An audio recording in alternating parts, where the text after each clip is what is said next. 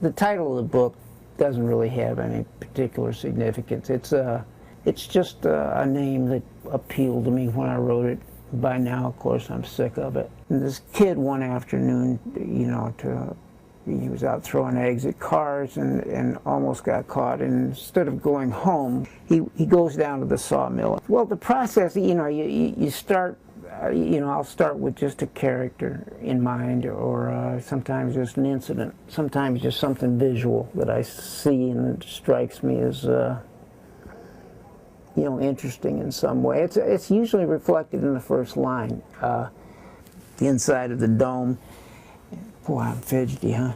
My books are always pretty visual, I think. You know, they're drawn, but they're not, it's kind of funny, they're not visual in the sense that I'm telling you what color anybody's hair is or how big they are, or particularly what they look like, unless it has something to do, you know, specifically with the story.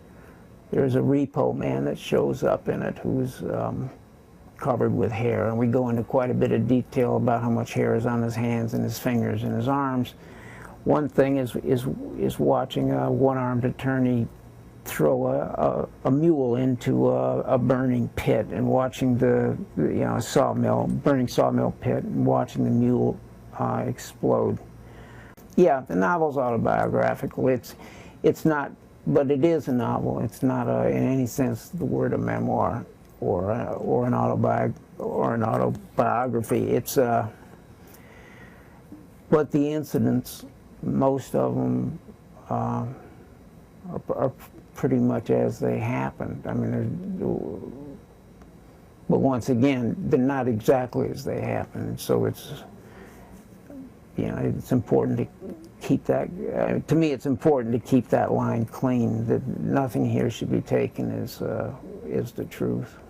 I hear people say they just love to write, and I've never met anybody that said that could do it. The process itself is, you know, is work. This book, particularly toward the end, when it got its legs under it, I have to say I was looking forward to going in the morning and working on it, and probably for the first time in my life, I did enjoy the process itself. I try to always start these things with a kind of a simple declarative.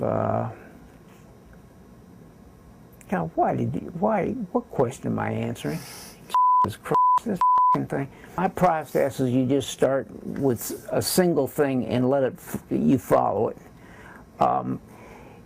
The important things are you go in the morning and you're conscious of whose point of view you're in. You're conscious of what that person sees and how it looks to him.